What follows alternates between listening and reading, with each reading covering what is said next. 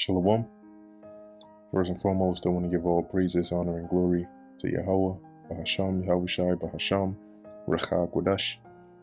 Double honors to the elders and the apostles of Great Millstone, and peace and blessings to the elect. And today we're going to go into the book of Nehemiah, the 9th chapter, dealing with, as you can see, it says the people confess their sin.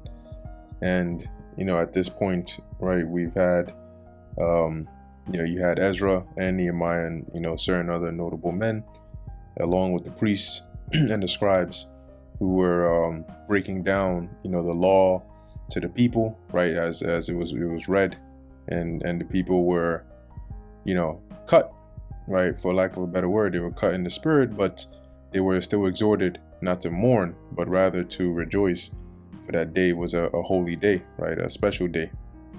So continuing from there, this is Nehemiah chapter 9, verse 1. Now in the 24th day of this month, the children of Israel were assembled with fasting, and with sackcloths and earth upon them. And the seed of Israel separated themselves from all the strangers, and stood and confessed their sins, and the iniquities of their fathers. Because remember, even when we read in the book of Ezra, when he came back, he came to behold how you had Israelites intermingling with the heathens, right, on a unlawful manner, in which they were marrying them, right, giving their daughters to marry their men, and their wives, their men to marry the heathen daughters, women, and so on, right. So there was even post, right, just post captivity, there was still a great level of iniquity that was going on amongst Israelites. You would think that they would have learned just coming out of captivity, but such is the way of Israelites, unfortunately, right? So continuing, it says, and they stood up in their place and read in the book of the law of the Lord Yahweh their God 1/4 part of the day, and another 4th part they confessed. So you have, I forgot which chapter we went into, but you had the 4 watches, right, in the day, starting from 6 a.m. to 9 a.m. is the first watch, right, and then you had the 9 a.m. to 12 p.m. noon, second watch, and then you had 12 to 3, which is the third watch, and then you had 3 to 6, which is the 4th watch. And so the as it says here, 1/4 part of the day, right, for about 3 hours, they would read in the law, and then for the next part, as it says, they confessed and worshiped the Lord their God.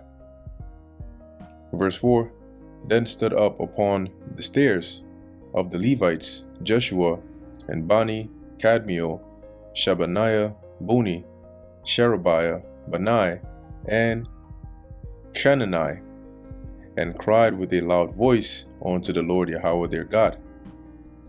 Then the Levites Jeshua and Kadmiel, Bani, Hashabniah, Sherebiah, Hodijah, Shebaniah, and Pethahiah said, stand up and bless the Lord Yahweh your God forever and ever, and blessed be thy glorious name, which is exalted above all blessing and praise.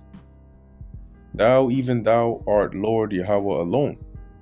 Thou hast made heaven and the heavens of heavens, or in the heaven of heavens, with all their hosts, the earth, and all the things that are in. Right, because we know that everything in creation really came from the Lord, right? So you had the heavens that we have now, and then you have the heavens of heavens, right?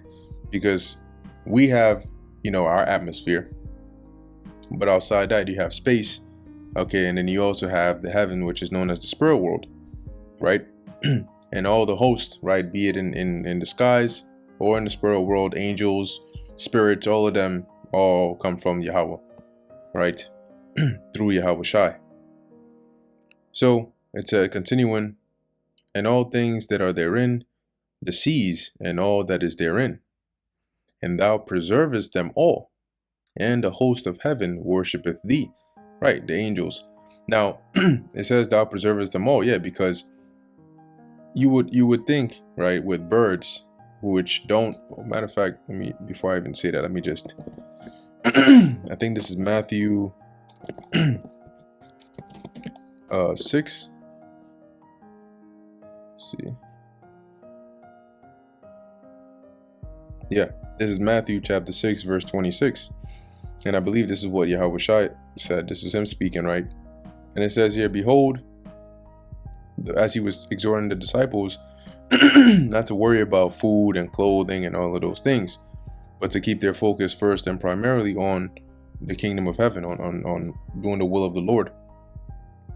And he goes on to mention, right, behold the fowls of the air, for they sow not. When you sow, you plant, neither do they reap. So you don't ever see a bird, a raven, an eagle, whatever, with a plowshare, and two other birds or beetles, you know what I'm saying, dragging it, and is breaking up the ground so it can plant seeds and all of that. You don't see them do that, right?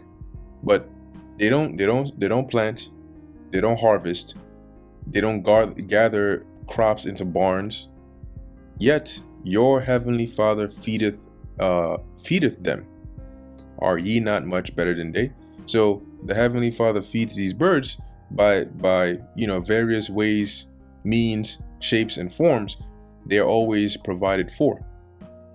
And it's not just birds, but everything in the ecosystem. Hence, these creatures don't go extinct. So the Lord designed really the earth to be self-sustainable.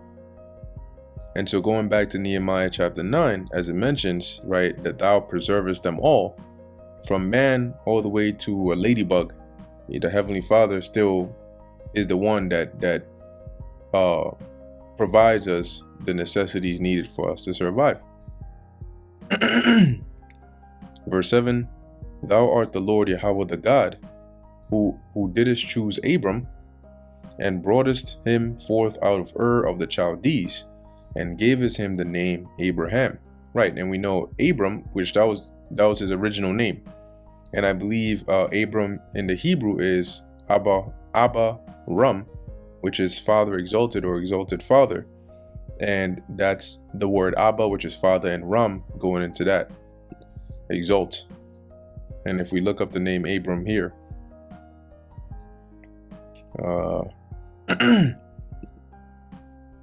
right, Abba Ram, exalted Father. And it doesn't look like they break it up here, but that's when you break up the word or the name, that's what you get. It says here, and broughtest him forth out of Ur of the Chaldees. So now let's take a look here, and let's type in Abraham, not Lincoln, journey from Ur to Canaan, and it'll give us it's not perfect, but it's it's a good estimate or a good outline here. Okay, so here you can see this is just a physical visual of a diagram of the likely path for Abraham's travel. Of course, it wasn't just Abraham alone, right? But his travel with him and his family out of Ur. So Ur being all the way here, southern Mesopotamia in the east, right? The land of Shinar. And Ur was known as, it was also one of those famous early cities, right? In civilization here, post flood. Right, you had Uruk, and I think you had Babel as well, but you had a few of those what they call first, civilizations or cities, Sumer and all of them. But anyway, Abraham being here in Ur, the Lord came onto him and had him go from Ur all the way down to the land of Canaan, in which his a good portion of his family ended up staying here in Haran, right, in Syria, which is where Jacob ended up going, right, to flee from Esau's wrath to his uncle Laban, which is over there. So going back to Nehemiah, chapter 9, verse 7, right, thou didst choose Abram, and broughtest him forth out of Ur of the Chaldees, and gavest him the name Abraham. So now you go from Abram or Abaram to Abraham or Abaraham, and that goes from exalted father to father of a multitude, okay, or father of many nations. And we can look into that here as well. So we have Abraham, and as it goes into father of a multitude or chief of multitude. Okay, so continuing on. Verse 8, and foundest his heart faithful before thee. His heart meaning his mind. So his mind was loyal to the Lord. And we've all read the story of Abraham, or at least we should have. It was so much so that he was willing to sacrifice his son Isaac, right? Because the Lord had asked him to. So the Lord verified indeed that Abraham was faithful to him. It says, and madest a covenant with him to give the land of the Canaanites, the Hittites, the Amorites, and the Perizzites, and the Jebusites, and the Girgashites, to give it, I say, to his seed, and has performed thy words, for thou art righteous. Yeah, and the Lord did say that, right? The Lord did tell Abraham that all that land that he saw would all be for basically him and his descendants through Isaac and Jacob. And lo and behold, guess who was in the land? The same ones the Lord promised it to. Verse 9, and didst see the affliction of our fathers in Egypt, and heardest their cry by the Red Sea, and shewest signs and wonders upon Pharaoh and all of his servants. Right, so now recollecting, going back to the time of the Exodus, how we were in Egypt, suffering under the hand of the Egyptians, and the Lord looked upon the affliction of his people and had mercy. Hence he raised up Moses. Okay, had Moses born and raised for that very purpose. Because if you look at the life of Moses, it was literally set for that very purpose, to play that role of delivering the children of Israel out of Egypt to the promised land, though he himself wasn't allowed to go in. Continuing, it says here, and sheweth signs and wonders upon Pharaoh and all his servants. Right, there you go into the plagues that the Lord brought upon Egypt, and on all the people of his land. For thou knewest that they dealt proudly against them. So thou didst get thee a name, as it is this day. Right, so the Lord knew and saw how the Egyptians were dealing with us, and by bringing that judgment upon them, his name was permeated throughout the whole earth, and people feared him because they heard about what he did to Egypt. And thou didst divide the sea before them, right? The Gulf of Suez, right? That portion actually, when they're crossing over from Egypt right into the wilderness, as it says, thou didst divide the sea before them, so that they went through the midst of the sea on the dry land. And their persecutors, the Egyptians, thou threwest into the deeps, as a stone into the mighty waters. And how did the Lord do that? Well, when the Egyptians pursued the Israelites, after the Israelites had crossed on dry land, then as the body of water was raised up, right, because it was divided. So on one side it was like a giant wall, and on the left side it was also like a giant wall, and these Egyptians were now in the middle of it. So imagine looking up so high you can't even see the height of this wall of water, and now it comes crashing down on you. I mean, the pressure alone would probably kill you instantly, but yeah, that would have been a terrible sight. Verse 12, moreover, thou leddest them in the day by a cloudy pillar, which was a chariot, right? Today would be known as a UFO. But as it says, in a cloudy pillar, and in the night by a pillar of fire, to give them light in the way wherein they should go. Yep.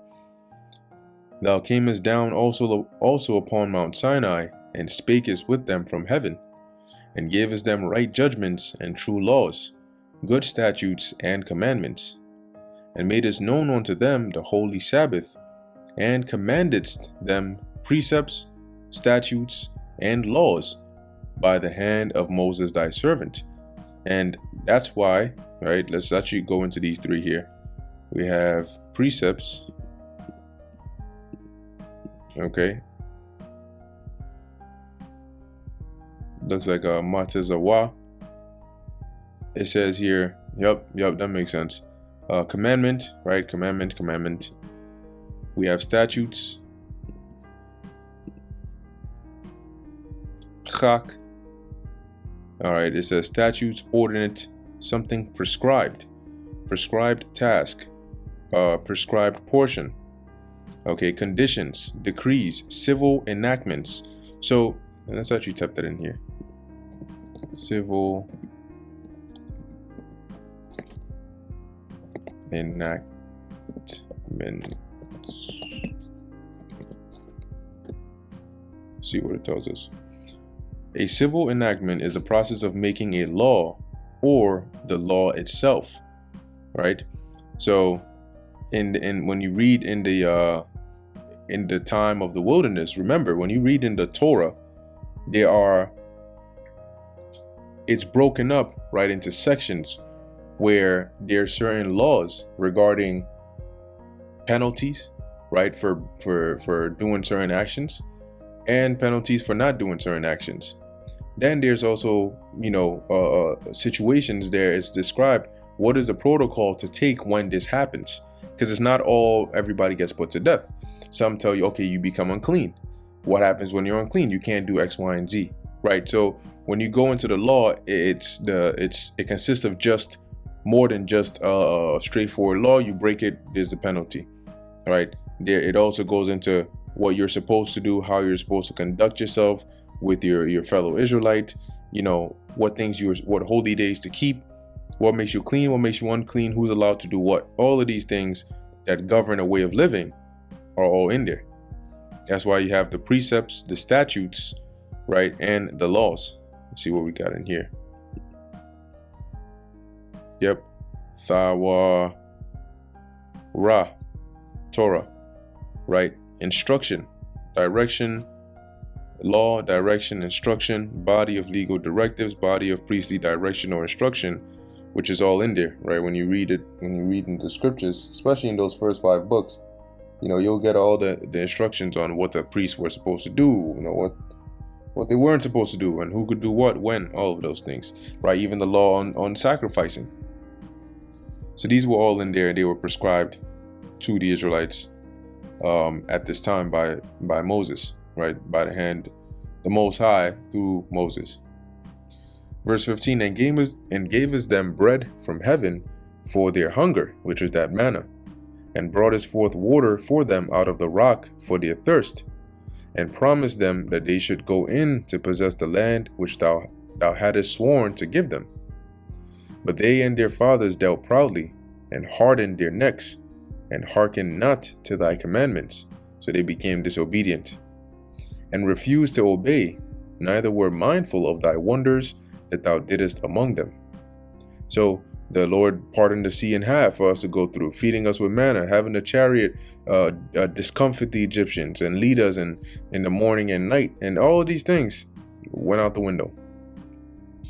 It says, but hardened their necks, and in their rebellion appointed a captain to return to their bondage. So they actually set up people to lead them to go back to Egypt. They wanted to go back to Egypt because they were complaining, oh, you brought us here to kill us, and the food here is trash, and all of that stuff.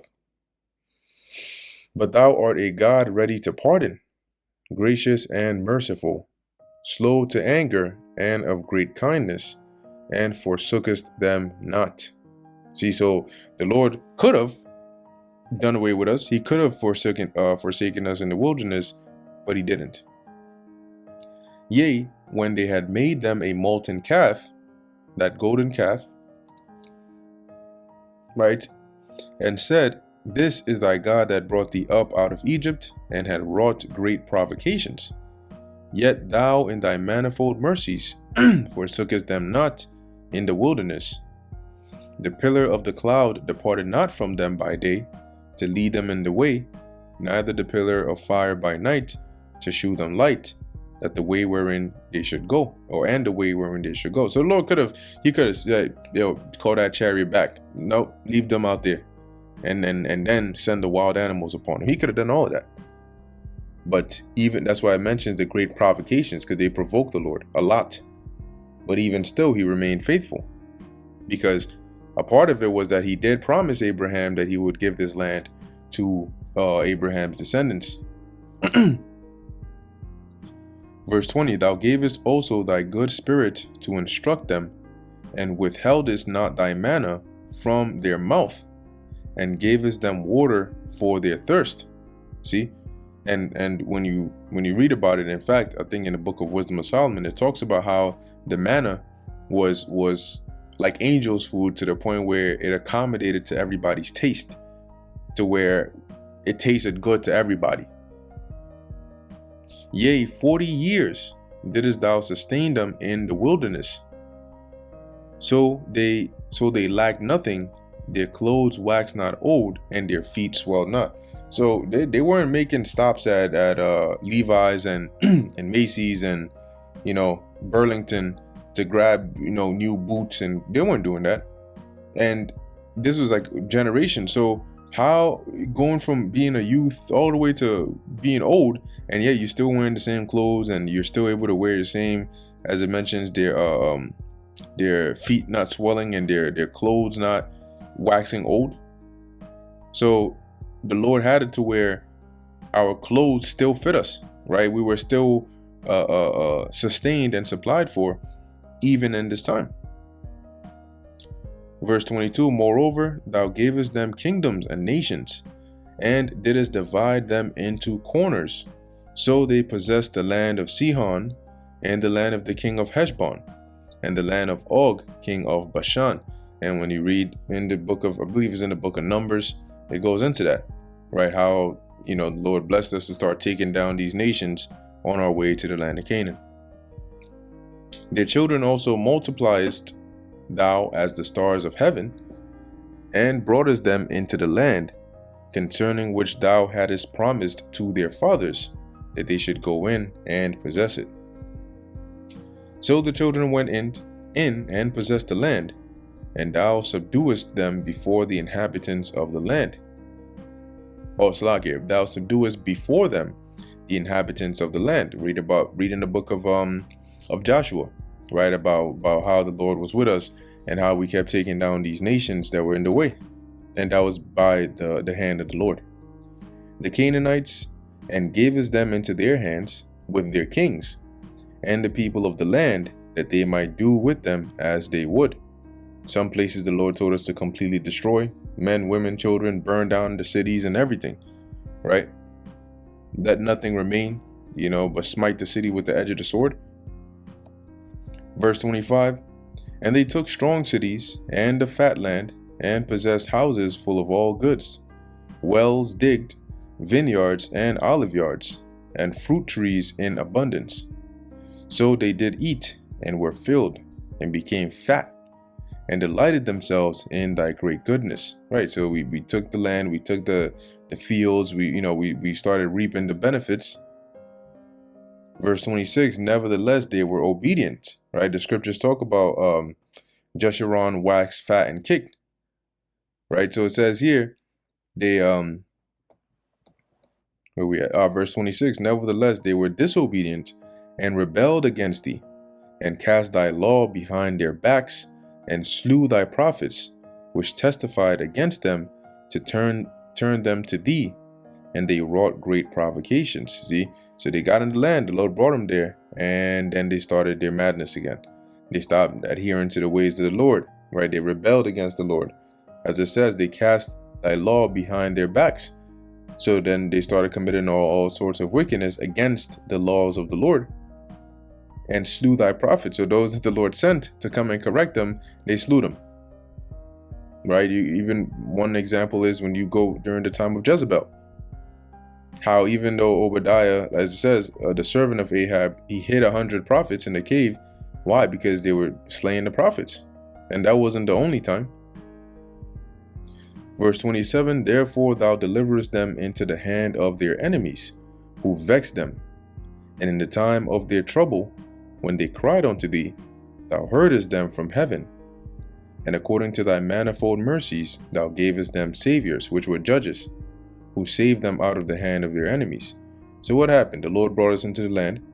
Then we started going off. Then the Lord started raising up the neighboring nations to come against us and to subject us and for us to be to be made low, right, under them. As it says, that's why it talks about the enemies who vexed us. And in the time of their trouble, when they cried unto thee. So when you read in the book of Judges, you'll see this a lot, right? Israel will be under a certain nation, whether Midianites or Moabites or whatever nation there. And then we would cry unto the Lord. Then he would raise up a judge, right? Gideon or I forgot the name of these other judges, but you had the time with Deborah and Barak, right? And there's one in particular who had what's that thing called? A gold. Forgot his name, but you read the book of Judges, you'll see it's in there. So the Lord raised them up, and then they would lead Israel to fight against our enemies and to be delivered. And then Israel would follow the ways of the Lord so long as the judge was alive, and the second the judge died, they would go right back to their madness. So as it mentions here, when they cried unto thee, thou heardest them from heaven, and according to thy manifold mercies, thou gavest them saviors, who saved them out of the hand of their enemies. But after they had rest, they did evil again. And as you read the book of Judges, you'll be like, man, well, what type of, it's just back to back to back. They go off, they go into another nation, they pray, they cry, the Lord delivers them, they get a little bit of a break, they go right back to their madness, over and over and over again. As it says, but after they had rest, they did evil again before thee. Therefore leftest thou them in the hand of their enemies, so that they had the dominion over them. Yet when they returned and cried unto thee, thou heardest them from heaven, and many times didst thou deliver them according to thy mercies, right up until the point where the Lord just had enough, and testifiedest against them by way of the prophets, that thou mightest bring them again unto thy law. Yet they dealt proudly, and hearkened not unto thy commandments, but sinned against thy judgments, which if a man do, he shall live in them. Right, so the same judgments, the commandments that if you follow, you're going to live, they transgressed those, and withdrew the shoulder, and hardened their neck, and would not hear. And what that means is another way of saying that they were disobedient, stiff-necked, hard-headed. Imagine somebody's walking in front of you, you're trying to get their attention, they keep walking, so you grab their shoulder to turn them around, and they just pull back the shoulder. That's a sign of one that is stuck in their ways. They don't want to hear it. And that was our people. But it's still a majority of them today. Yet many years didst thou forbear them, and testifiedest against them by thy spirit in thy prophets. Yet would they not give ear. Therefore gavest thou them into the hand of the people of the lands. So then the Lord said, all right, you don't want to take heed? I'm going to now have you be subject unto the nations. Nevertheless, for thy great mercy's sake, thou didst not utterly consume them, nor forsake them, for thou art a gracious and merciful God. So even when the Babylonians, for example, or the Assyrians came and took us down, the Lord had it to where in that judgment, it was according to measure. So we weren't utterly destroyed. Now therefore our God, the great and mighty, and the terrible God, who keepest covenant and mercy, let not all the trouble seem little before thee, that hath come upon us, on our kings, on our princes, and on our priests, and on our prophets, and on our fathers, and on all thy people, since the time of the kings of Assyria unto this day. So they're saying, appealing to the Lord, saying, please don't consider these things a light thing that have come upon us, right? From the time when the Assyrians came over and subjected us, eventually besieging the northern kingdom, taking them out of the land, so on and so forth, up until this day. Now at this point, we're at, the Persians are in power, all right, but we're past the beginning phases, right? We're past Darius and Xerxes and Cyrus and all that. This is now during the reign of Artaxerxes. Verse 33, howbeit thou art just in all that is brought upon us, for thou hast done right, but we have done wickedly.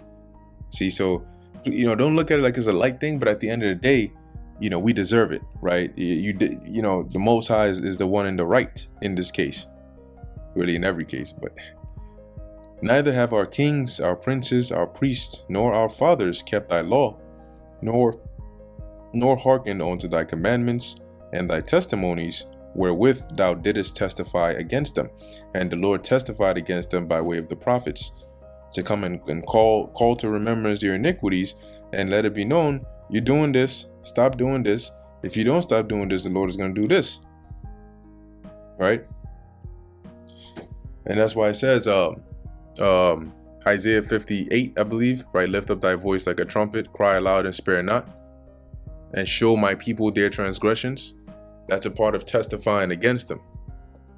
Verse 35, for they have not served thee in their kingdom, and in thy great goodness that thou gavest them, and in the large and fat land which thou gavest before them, neither turned they from their wicked works. Behold, we are servants this day, and for the land that thou gavest unto our fathers to eat the fruit thereof, and the good thereof, behold, we are servants in it. Right, so even up until now, you gave us this land for our inheritance, and yet we're servants in our own land. Right, because this land has now become a province under the Persians. Verse 37, and it yieldeth much increase unto the kings whom thou hast set over us because of our sins. Also they have dominion over our bodies and over our cattle at their pleasure, and we are in great distress. So this is, humbling ourselves before the Lord, acknowledging our iniquities, and begging the Lord's mercy, to say, like, we're in a condition now where we're in the land you gave us, but we don't even own ourselves, right? Our cattle or our land is all subject unto another.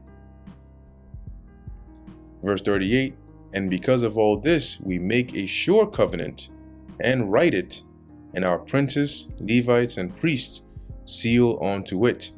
Right, to basically follow the ways of the Lord, right? To separate themselves from the heathen and the iniquity, okay, of them and their fathers, basically to turn over a new leaf. All right, but as we keep on going, we'll see just how long that lasts, because this wouldn't be the first, right? Anyway, that brings us to the end of the book of Nehemiah, the 9th chapter. Lord willing, this was edifying to the elect.